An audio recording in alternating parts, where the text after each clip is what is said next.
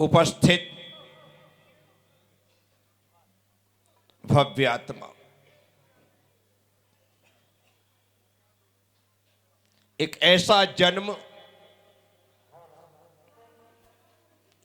जो स्वयं के कल्याण के साथ साथ जगती के कल्याण का कारण बना, एक ऐसा जन्म जो आखिरी जन्म सिद्ध हुआ।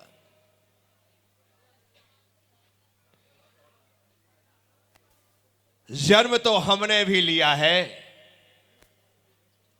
लेकिन हमारा जन्म अंतिम जन्म नहीं है।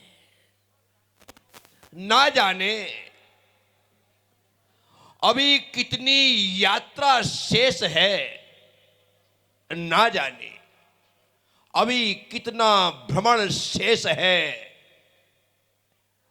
ना जाने अभी कितने जन्म और कितनी मृत्यु को स्वीकार करना है। हमें कुछ भी ज्ञात नहीं है, लेकिन हम भगवान के जन्म कल्याणक महोत्सव में हैं। इसका मतलब तो यह है कि हमारे ज्यादा जन्म शेष नहीं है, क्योंकि पुण्यात्मा जीव ही ऐसे अवसरों का लाभ प्राप्त कर पाता है। साथियों, जब जब हमें भगवान के इन प्रसंगों में शामिल होने का अवसर मिले, तब तब हमें उन अवसरों का लाभ लेना चाहिए। शादियों में आप जाते हैं, पार्टियों में आप जाते हैं, मौज मस्ती के लिए आप जाते हैं, घूमने फिरने के लिए आप जाते हैं, सब जगह आप आ रहे हैं, जा रहे हैं, लेकिन वहां पर जाना संसार में परिभ्रमण का कारण है और यहां पर आना संसार के समापन का कारण है। संसार की समाप्ति का संदेश है कि आप उस तट पर पहुंच चुके हैं, उस किनारे पर पहुंच चुके हैं जो किनारा हमें संसार सागर का किनारा दिखलाता है। साथियों, हर जगह हम भोगों को भोगते हैं, लेकिन यहां पर हम उन प्रसंग में उपस्थित हैं जो संसार के सर्वोच्च भोगोपभोग की सामग्री के बीच जन्म लेने के बाद यह संदेश देकर के संसार से विदा होगा कि ये भोग और उपभोग के संपूर्ण साधना के समक्ष व्यर्थ हैं और बेकार है। सिर्फ तीर्थंकर भगवान के इस पंच कल्याणक में शामिल होकर के ही हमें संसार के वैभव नश्वर नजर आते हैं। साथियों, ना जाने हमने ऐसे कौन से पुण्य किए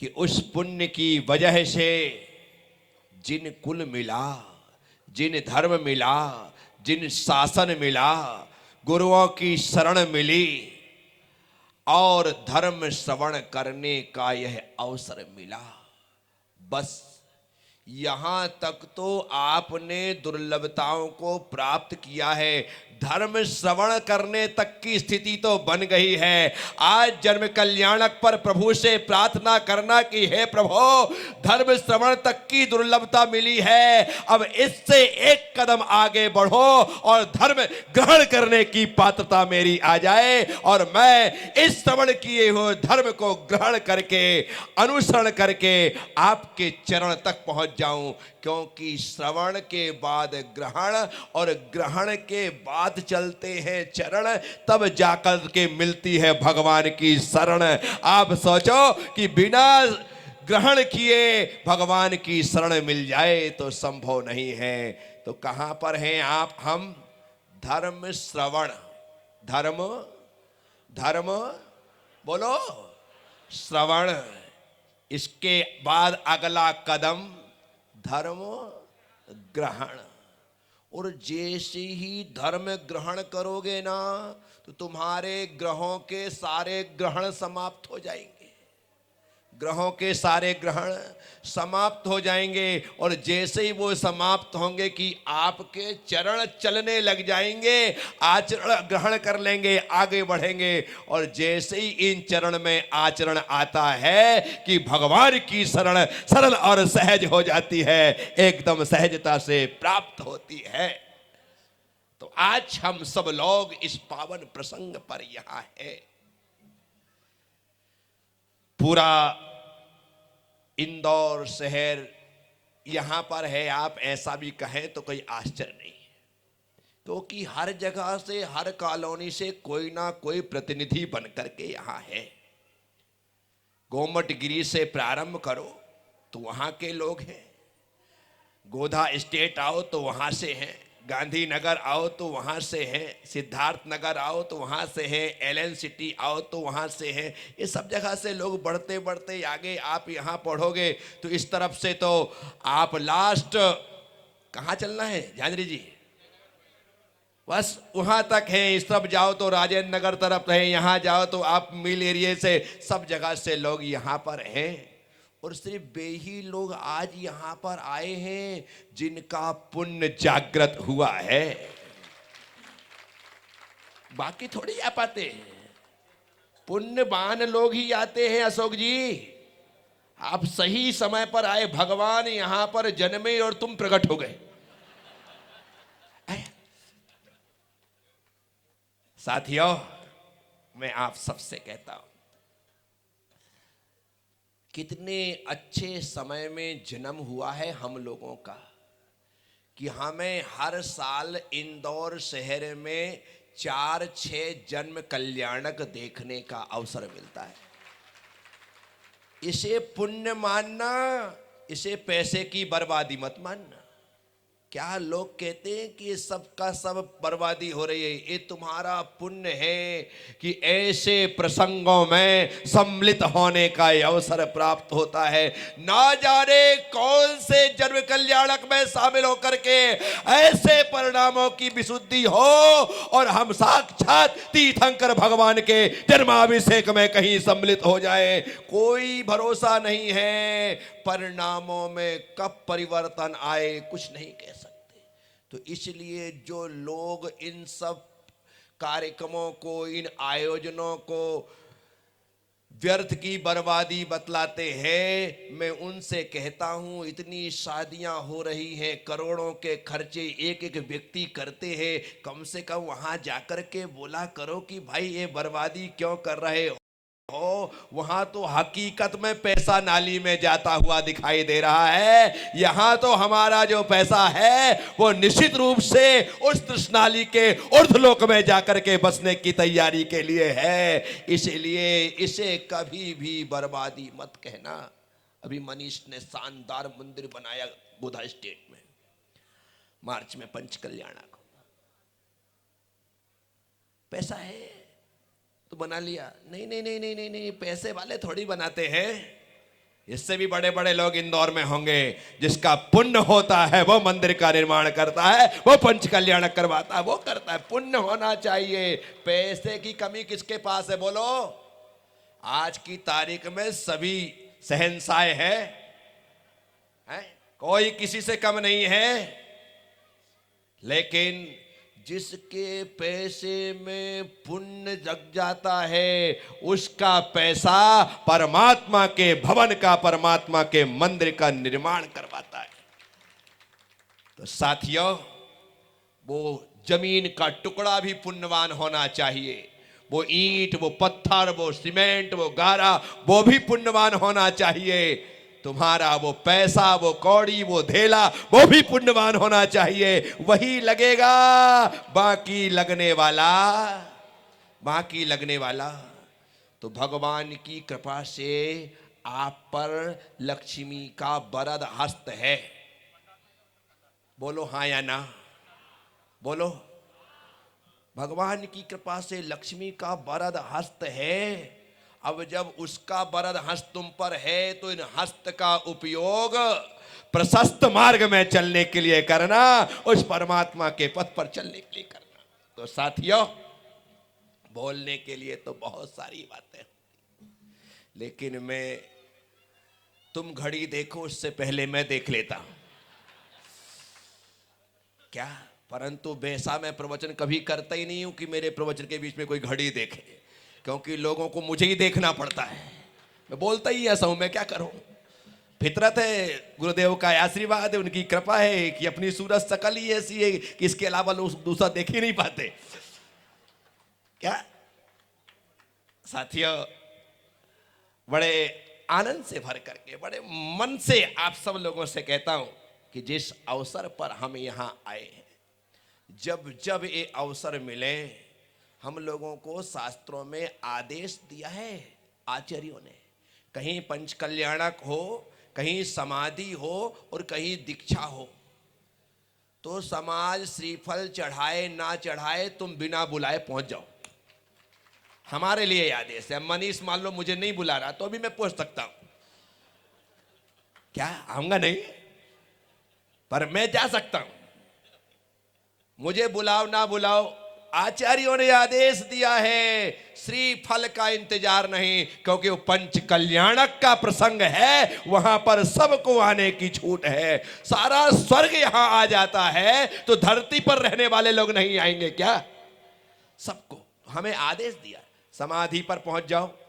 कहीं समाधि हो रही है, इंतजार नहीं करना है, वहां मेरे द्वारा जाकर के मैंने नमोकार मंत्र सुनाया, संबोधन दिया, और उस संबोधन से तर गया तो वो वहां से उतर करके यहां आएगा, कहेगा आपने सुनाया और मेरे परिणाम में परिवर्तन आ गया, इसलिए वहां पर कहना है। और दीक्षा के प्रसंग पर जब भी दीक्षा हो तो वहां पर पहुंचना। कल भगवान की दीक्षा होगी। किसकी दीक्षा होगी?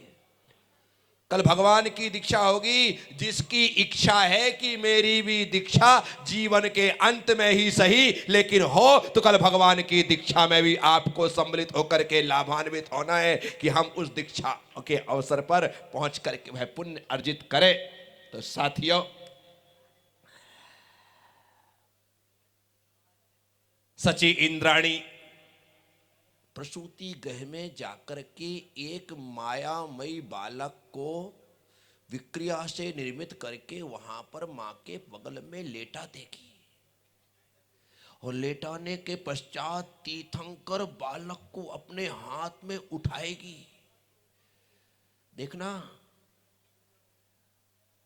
ये जो कर रहे थे ना अभी पवन जी और उनकी श्रीमती जी का नाम निर्मला जी कर रहे थे, ये आपको लग सकता है कि कई महिलाएं सोचती यदि मैं होती तो इससे अच्छा करती, तो इससे अच्छा नाटक कर सकती है, लेकिन इतना पुण्य भी होना चाहिए। ऐसा लगता है और ये रोल नहीं है, ये क्या है? महान पुण्य का उदय जागृत होता है, तब जाकर के भगवान के इन प्रसंगों में इस प्रकार से अपने कर्तव्यों का निर्वाह करने का अवसर मिलता है। जो लोग पंच कल्याणक को नाटक कहते हैं, मैं उन लोगों से साफ सुथरे शब्दों में कह देना चाहता हूं, भूल करके भी सपने में भी पंच कल्याणक प्रतिष्ठा के इन कार्यक्रमों को नाटक मत कहना। यदि ये सब नाटक हो जाएगा तो भगवान की मूर्ति भी नाटकीय होगी। क्या होगी? भगवान भी असली है, सौधर्मेंद्र भी असली है, माता पिता आदि सभी पात्र असली है। यहां नाटक तो मुंबई में होता है। कहाँ होता है? गोरेगांव ईस्ट में, जहां पर फिल्मी दुनिया है, या हैदराबाद में होता है जहां पर वो फिल्मी दुनिया है। जो लोग, यदि अभी यहां पर कहा जाए कि अक्षय कुमार को सौधर्मेंद्र बनना है तो बनने को तैयार तो हो जाएगा, लेकिन कहेगा कि सौधर्मेंद्र बनने के मैं 2 करोड़ 5 करोड़ रुपए लूंगा। मैं कम से कम बोल रहा हूं, ज्यादा तो मुझे पता नहीं, इतने रुपए लूंगा बोलेगा ना। वो सौधर्मेंद्र बनने के 5 करोड़ रुपए मांगेगा, और यहां पर यदि जो पंच कल्याणक में बनता है तो वो कहता मुझसे 5 करोड़ लो लेकिन मुझे 100 धर्मिष्ठ बना दो। विचार करना, यहां लेकर के रोल अदा नहीं किया जाता, यहां देकर के पुण्य अर्जित किया जाता है। इसलिए पंच कल्याणक की प्रत्येक क्रियाएं पुण्य वर्धनी क्रिया है, सम्यक्त वर्धनी क्रिया है। यहां पर कोई नाटक नौटंकी नहीं है। तो साथियों, आप सभी लोगों को जन्म कल्याणक के अवसर पर मैं अपना मंगलमय आशीर्वाद इस भावना से प्रदान करता हूं कि आपने भी मात की कोख से जन्म लिया है, ठीक वैसे ही जैसे भगवान ने लिया है। लेकिन भगवान ने मां के गर्भ में रह कर के 1% भी मां को कष्ट नहीं दिया। क्या 1% भी कष्ट? यहां तक कि जन्म लिया तो जन्म लेते समय कष्ट नहीं दिया। यहां तो माताओं को मृत्यु तुल्य कष्ट होता है, वहां पर मां को ज्ञात भी नहीं होता है और तीर्थंकर भगवान जन्म ले लेते हैं। मैं आपसे जो कह रहा हूं उसे गंभीरता से सुनिए। भगवान ने मां को गर्भ में कष्ट नहीं दिया, भगवान ने मां को जन्म लेते समय कष्ट नहीं लिया, भगवान ने मां के स्तनों का पान करते हुए अपने दांतों को गड़ा करके मां को कष्ट नहीं दिया, किसी प्रकार से कष्ट नहीं दिया कि मां का स्तन से दूध चूसते वो भी नहीं किया, अपने नाखून लगाते वो भी नहीं किया। कमाल है प्रभु, आपने अपनी मां को 1% कष्ट नहीं दिया। क्यों नहीं दिया? जो प्रभु सारे संसार का कष्ट हरने के लिए आए हैं, क्या वो अपनी मां को कष्ट देंगे? नहीं दे सकते। तो बस जन्म कल्याणक पर एक संकल्प यहां पर बैठे हुए सभी बेटों और बेटियों को लेना है, सभी बहुओं को और सभी पुत्रों को ग्रहण करना है। एक नियम। कितना नियम? एक नियम। कौन कौन नियम ले सकता है? जो मैं देने वाला हूं वो कौन कौन ले सकता है? आपको महाराज जी कम से कम नियम तो बताओ। मैं वही नियम दूंगा जो नियम तुम पाल सकते हो। कौन सा नियम दूंगा? इतने डरो मत। जैन को क्या? एक छोटा सा नियम कि मैं जीते जी अपने माता पिता को कभी कष्ट नहीं दूंगा। भगवान ने तो गर्भ में नहीं दिया, जन्म में नहीं दिया, मैं इस जीवन में अपने माता पिता को कष्ट नहीं दूंगा। कौन सा कठिन नियम? अब कई लोग कहेंगे कि मेरे तो माता पिता ही नहीं है, अब मैं क्या करूं? क्या करूं? नियम कर लो कि जो अपने से बड़े हैं, बुजुर्ग हैं, वो मेरे माता पिता के तुल्य है, मैं अपने व्यवहार से उन्हें कष्ट नहीं दूंगा। ऐसा सोच करके चलिए। ऐसा नियम लिया तो आपका जन्म कल्याणक मनाना सफल और सार्थक। चलो कौन कौन है? फोटोग्राफर अच्छे से लेना। बहुत सारे ऐसे बेईमान लोग यहां पर हैं जिन्होंने हाथ नहीं उठाया। अच्छे से। ओ हो।